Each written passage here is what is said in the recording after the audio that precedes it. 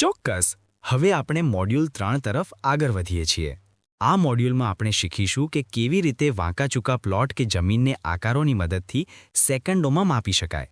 તૈયાર થઈ જાઓ, કારણ કે હવે તમે સાદા એન્જિનિયર મટીને સાઇટના આર્કિટેક્ટ બનવા જઈ રહ્યા છો. મોડ્યુલ 3 જિયોમેટ્રીનો જાદુ. ગમે તેવો પ્લોટ હોય, માપણી હવે તમારી મુઠ્ઠીમાં. સાઇટ પર ભૂમિતિ એટલે શું? The power of shapes. મિત્રો, જાગતા રહેજો. તમે સાઇટ પર જશો ત્યારે તમને દરેક પ્લોટ સીધો અને ચોરસ એટલે કે સ્ક્વેર નહીં મળે. કોઈ પ્લોટ ત્રિકોણ હશે, કોઈ લંબચોરસ હશે, તો કોઈ વળી સાવ વાંકો ચૂકો હશે. ત્યારે તમારે કેલ્ક્યુલેટર કે પુસ્તકોની જરૂર નથી. તમારે જરૂર છે વિઝ્યુઅલાઇઝેશનની, એટલે કે આકાર જોવાની દ્રષ્ટિની. આજે હું તમને શીખવાડીશ કે કેવી રીતે કોઈપણ જમીનને ગણિતના આકારોમાં વહેંચીને એનું સાચું ક્ષેત્રફળ કાઢી શકાય. લંબચોરસ અને ચોરસ, સાઇટના પાયા, રેક્ટેંગલ એન્ડ સ્ક્વેર. સૌથી પહેલા વાત કરીએ લંબચોરસની, રેક્ટેંગલની. સાઇટ પર 80% કામ આમાં જ થશે. લંબચોરસ એટલે શું? જેની સામસામેની બાજુઓ સરખી હોય. સૂત્ર: લંબાઈ ગુણ્યા પહોળાઈ બરાબર ક્ષેત્રફળ. સાઇટ ટેપ: જો તમારો પ્લોટ 10 ફૂટ લાંબો અને 20 ફૂટ પહોળો છે, તો સીધું કરો 10 ગુણ્યા 20 બરાબર 200 ચોરસ ફૂટ. પણ યાદ રાખજો, જો પ્લોટના ચારે ખૂણા કાટખૂણે એટલે કે 90 ડિગ્રી નહીં હોય, તો તમારી ગણતરી ખોટી પડશે. આ કાટખૂણો કેવી રીતે ચેક કરવો એ આપણે આગળ શીખીશું, જેને આપણે કહીએ છીએ ગુણ્યો, રાઇટ એંગલ. ત્રિકોણ: વાંકાચૂકા પ્લોટનું સોલ્યુશન, ટ્રાયેંગલ પાવર. જ્યારે પ્લોટ વાંકો હોય ત્યારે એને નાના નાના ત્રિકોણમાં વહેંચી દો.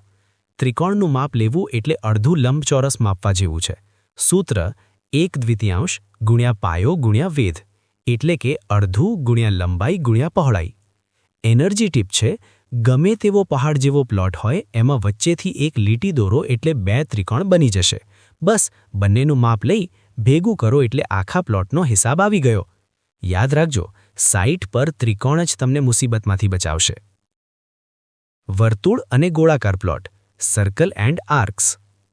ક્યારેક ગાર્ડન બનાવવાનો હોય કે ગોળ ટાંકી માપવાની હોય, ત્યારે વર્તુળ કામ આવશે. અહીં એક જ જાદુઈ આંકડો યાદ રાખવાનો છે, 3.14 એટલે કે પાઈ. જો તમારે ગોળ એરિયા માપવો હોય તો ત્રિજ્યાનો સ્ક્વેર કરી એને 3.14 સાથે ગુણી નાખો.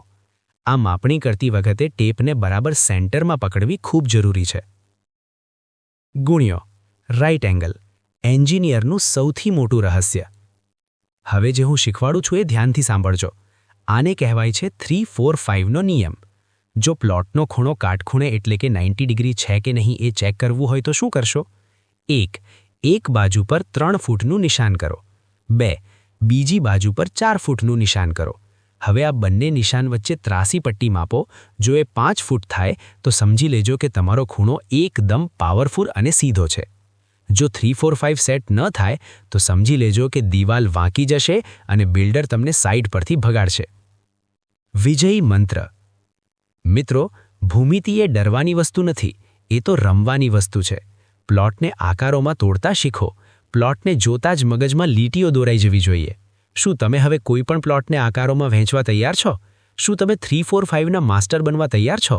જો હા, તો મોડ્યુલ 4માં આપણે એ શીખીશું જે સૌથી વધુ કન્ફ્યુઝિંગ છે, કાર્પેટ એરિયા, બિલ્ટઅપ એરિયા અને સુપર બિલ્ટઅપ એરિયા.